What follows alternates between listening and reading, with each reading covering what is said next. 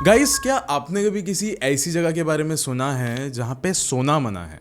ऐसी जगह सुना है कभी? क्योंकि गाइस उस इलाके में, उस जगह पे एक ऐसी चीज़ रहती है जो कि आपको रात भर जगा के रखेगी, सोने नहीं देगी बिल्कुल भी। ऐसी ही एक जगह एग्जिस्ट करती है हमारे देश के राजस्थान के कोटा शहर में। बृजराज भवन नाम है इसका। है तो ये एक होटल, एंड आज के समय में हर किसी को इसके बारे में पता है कि यहाँ पे क्यों नहीं जाना चाहिए, यहाँ पे क्यों नहीं सोना चाहिए, इसका इतिहास क्या रहा है, कितनी मनहूसियत है उस जगह में, क्यों, क्या है वहाँ की ऐसी एनर्जी, वो सबको अच्छे से पता है। लेकिन गाइज आज से कुछ 16 साल पहले तक लोगों को कुछ भी नहीं पता था कि यहाँ पे क्या है क्या नहीं है, किसी को कुछ आइडिया नहीं था, एंड लोग यहाँ पे जाया करते थे सोने के लिए। लेकिन गाइज अभी ना एक ऐसी कहानी मैं आपको बताने वाला हूँ जो सीरियसली आपकी होश उड़ा देगी। एंड गाइस 16 साल पहले ना एक वॉचमैन यहाँ से ना भाग गया था, अपना काम वगैरह सब कुछ छोड़ के आधी रात में, एंड उसके रिप्लेस में एक दूसरा वॉचमैन आया था, एंड उस वॉचमैन का नाम था रवि। जो पिछले वॉचमैन के साथ हुआ वो तो सिर्फ ऐसा था कि बस छोटी मोटी चीज़ होती है और वो उससे डर के भाग गया था, लेकिन जो रवि के साथ हुआ वो वाकई में आपके होश उड़ा देगी। लेकिन अब ये वीडियो शुरू करने से पहले ऐसे ही और horror, mysterious and historical videos देखने के लिए सब्सक्राइब कर दीजिए इस चैनल को। एंड गाइस हम लोग 1 मिलियन सब्सक्राइबर्स के बहुत ज़्यादा नज़दीक है, प्लीज़ कर दीजिए। That is the only goal जो अभी फ़िलहाल के लिए है इस चैनल में, बाकी आपकी मर्जी। पर अब ये कहानी शुरू होती है। बृजराज भवन कुछ 1830 के टाइम पे बना था, एंड गाइस ये ब्रिटिशर्स ने बनाया था पॉलिटिकल एजेंट्स के लिए, वो लोग यहाँ पे रहा करते थे। लेकिन जब हमारा देश आज़ाद हो गया तो इंडिपेंडेंस के बाद अपनी इंडियन गवर्नमेंट ने इसको कैप्चर करके यहाँ पे होटल बनाने की ठान लिया, एंड फिर ये होटल बन गया, एंड बहुत ज़्यादा फेमस भी रहा ये काफ़ी समय तक। एंड गाइस जैसे मैंने बताया कि ये जो कहानी है ये आज से ठीक 16 साल पहले शुरू होती है एक वॉचमैन के जॉब छोड़ने से। उसी समय ना गाइस यहाँ पे एक दूसरा बंदा आया था जॉब के लिए, रवि नाम था उसका। एंड गाइस उस समय ना वहाँ की जो मैनेजमेंट थी होटल की, वो लोग इतने ज़्यादा डेस्परेट थे ना यहाँ पे वॉचमैन रखने के लिए, क्योंकि कोई वॉचमैन पहले तो मिलता नहीं था, क्योंकि आसपास जो लोकल लोग थे उनको शायद से कुछ ना कुछ ग्लिम्पसेस थे यहाँ के। तो उस वक्त ना रवि यहाँ पे आ गया, एंड इन लोग ने बोल दिया था कि हम आपको डबल सैलरी देंगे, और रवि ये सब कुछ सुन के बहुत खुश हो गया था। और ऊपर से वो अपने घर का एक इकलौता बेटा था, सारे पैसों की जिम्मेदारी उसे पर थी, सारे बोझ उसी के ऊपर थे। तो उसने बोला कि मैं डे एंड नाइट नौकरी करने के लिए भी तैयार हूँ, और ऐसा करके उसने जॉब स्वीकार कर ली। गाइज रवि ने अब बोला जॉब ज्वाइन कर लिया था, एंड वो गाइज दिन रात लगा हुआ था इसी नौकरी के अंदर।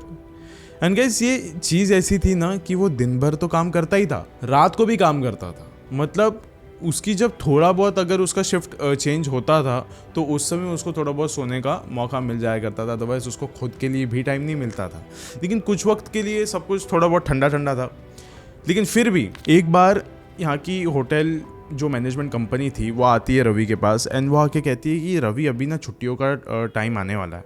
जबकि छुट्टियों का टाइम आने वाला है तो फिर होटल एकदम कचाकच भरा हुआ रहेगा, सारे लोग आसपास रहेंगे, सब कुछ रहेगा, तो बहुत सारे लोग आएंगे यहाँ पे, तो फिर हमको सिक्योरिटी की सख्त ज़रूरत है। तो एक सिंपल सी बात है कि तुम्हें डे एंड नाइट एकदम अच्छे से करना पड़ेगा। अभी कभी और तुम्हारी नाइट शिफ्ट नहीं भी होती थी, लेकिन अभी तुमको रहना ही पड़ेगा पूरी छुट्टियों के टाइम पे, और तुम्हें घर जाने का मौका नहीं मिलेगा।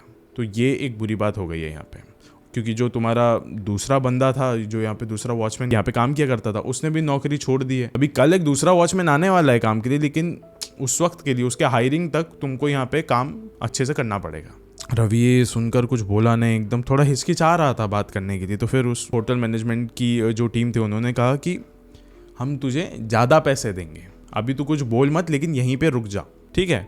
और जब पैसों की बात आई तो फिर रवि ऑफकोर्स खुश हो गया, उसने बोला ठीक है मैं यहीं पर रुकता हूँ, और वो रुक गया। गाइस अभी दिन ढल चुका था, रात हो गई थी, सारे के सारे गेस्ट अभी अपने कमरे में जा चुके थे, सब लोग अपने अपने कमरे में।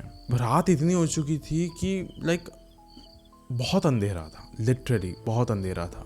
आसपास कोई भी नहीं दिख रहा है, आसपास कोई भी आवाज़ नहीं आ रही सिवाय रवि और उसकी लाठी की।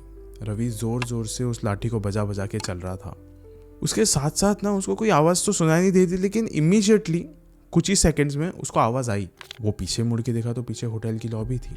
ऐसा लग रहा था किसी ने बहुत बड़े बड़े बूट्स लगाए हैं, एंड वो चलते हुए दौड़ते हुए रवि के पास आ रहा है। और उसी पल अपने आप सारी आवाज़ें ख़त्म हो गई। उसने देखा कि पहले तो होटल की लॉबी में कोई नहीं है, ये सरप्राइजिंग बात थी, बिकॉज एक होटल है ये, होटल के लॉबी में कोई भी नहीं है, ऊपर से ऐसी आवाज़ें आना बहुत ही ज़्यादा स्ट्रेंज है। वो जब से यहाँ पे ज्वाइन किया है कुछ ऐसा हुआ नहीं है। रवि इसके आगे कुछ भी सोच पाए उससे पहले ही होटल के एकदम ऊपर की मंजिल से जोर के किसी के चिल्लाने की आवाज़ सुनाई दी। गाइस अभी रवि भागते हुए ऊपरी मंजिल पे गया।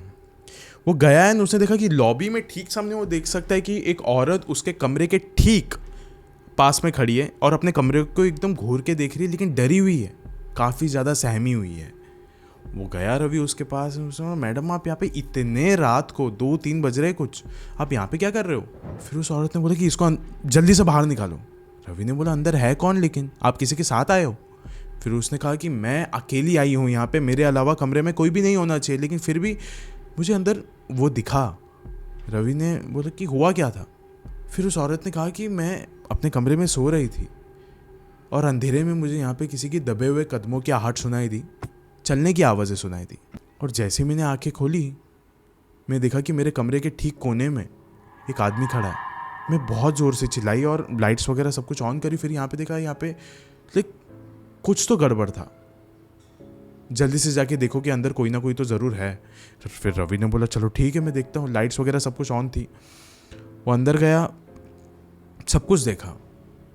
उसने बोला मैम अंदर तो कोई भी नहीं है।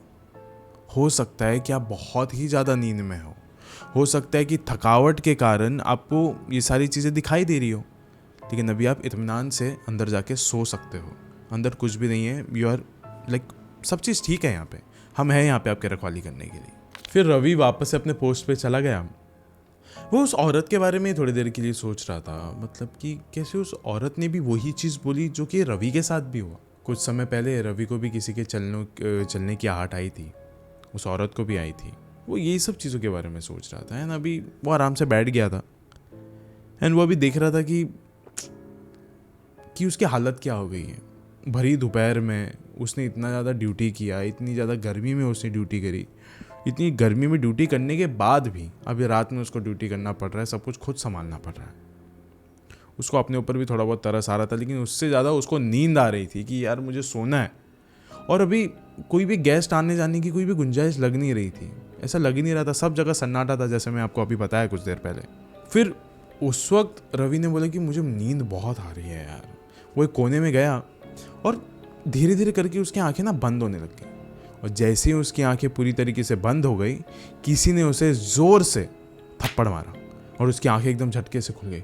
उसने आसपास देखा, लेकिन आसपास कोई भी नहीं था और वो बहुत ज़्यादा खौफ में और उससे ज़्यादा गुस्से में था कि इतने रात में मुझे यहाँ पे थप्पड़ मारने वाला कौन है।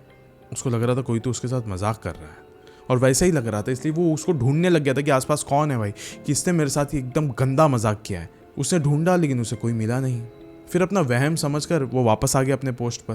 गाइस इस बार उसने वापस से सोने की कोशिश करी। उसकी आंखें ये बार भी जैसे ही बंद होती है, किसी ने उसे जोर से थप्पड़ मार दिया। वो एकदम जोश के साथ उठा, एकदम गुस्से के साथ। उसने जैसे ही अपनी आंखें खोली, उसके सामने एक आदमी खड़ा था। एकदम पुराने कपड़े पहने हुए थे, बहुत ज़्यादा मैले थे, वो स्मेल आ रही थी उसमें से, यूनिफॉर्म जैसा लग रहा था वो कोई कपड़ा। और फिर रवि ने कहा तुम्हारी हिम्मत कैसे हुई मुझे थप्पड़ मारने के लिए, तुम हो कौन? फिर उस आदमी ने कहा यहाँ पे रखवाली करने का काम तुम्हारा है या मेरा है? रवि ने कहा लेकिन तुम हो कौन और थप्पड़ क्यों मारा मुझे? फिर उसने कहा मेरा नाम मेजर बर्टन है, अगर मेरे मरने के बाद भी मुझे यहाँ पे रखवाली करना पड़ रहा है तो फिर तुम किस काम के, तुम्हारा काम क्या है? ये सब कुछ सुनने के बाद रवि के हाथ एकदम कांपने लग गए थे। रवि ने कुछ भी नहीं कहा और उस आदमी ने जैसे ही बात कही वो पीछे मुड़ गया एंड वो भी चलने लग गया था अपनी पीठ दिखाकर। और रवि ने जब उसकी बूट्स की आवाज़ सुनी तो ये वही बूट्स की आवाज़ थी जो कुछ देर पहले लॉबी से आ रही थी, और कुछ समय पहले उस औरत ने भी शायद से उसके कमरे में यही आवाज़ सुनी होगी।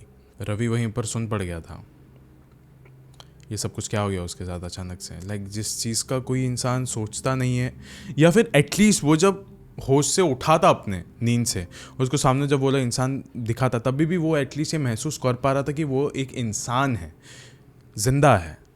लेकिन जैसे उसने ये वाली बात कही ना उसको कि मतलब मेरे मरने के बाद भी मुझे यहाँ पे रखवाली करनी पड़ रही है, तो तेरा क्या यहाँ पे ज़रूरत है, उस वक्त सब खत्म हो चुका था उसके आसपास।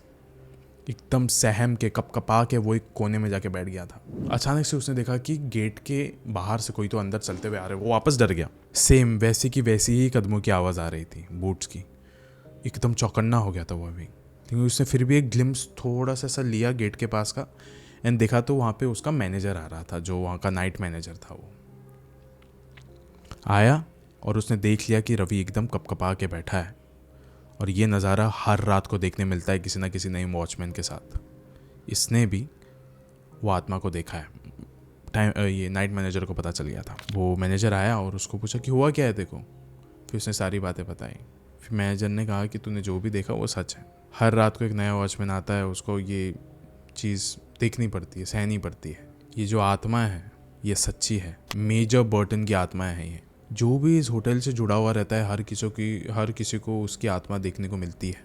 हर किसी को ये चीज़ वो महसूस कराता है कि वो एग्जिस्ट करता है आसपास। कोई भी अगर वॉचमैन सोता है तो वो उसे आगे जगा देता है, थप्पड़ मार लेता है, किसी को सोने नहीं देता। बहुत बार तो ये हमारे गेस्ट के भी सामने आ जाता है। हम कुछ भी नहीं कर सकते। इसकी आत्मा को शांति नहीं मिली है। इसकी आत्मा, इसकी रूह यहीं पे भटकती रहती है यहाँ पे अंधेरे में। एंड गाइस, फिर वही हुआ जो हर वक्त यहाँ पे होता है। एक वॉचमैन ने यहाँ से नौकरी छोड़ दी। इस वीडियो के अंत में मैं आपसे बस इतना कहना चाहूँगा कि ये जो ब्रिजराज भवन है ये हॉन्टेड हुआ करता था। बहुत सारे इंटरनेट आर्टिकल्स है इसके बारे में, लेकिन 16 साल से तो कुछ सुनाई दिया नहीं है। या फिर हो सकता है कि वहाँ की जो मार्केटिंग या फिर PR वाले रहेंगे उन्होंने आगे आने नहीं दिया। क्योंकि गाइस, हो सकता है कि आज भी कोई वहाँ पे नया वॉचमैन हो जिसको जगाने के लिए, जगाए रखने के लिए मेजर बर्टन के आत्मा वहाँ पे भटकती हो सकता है कि जब रवि भी वहाँ पे छोड़ के गया हो और जब नया वॉचमैन आया हो उसके साथ भी कुछ हुआ हो सकता है कि कल रात को भी वहाँ पे कुछ ना कुछ हुआ हो सकता है। शुक्रिया।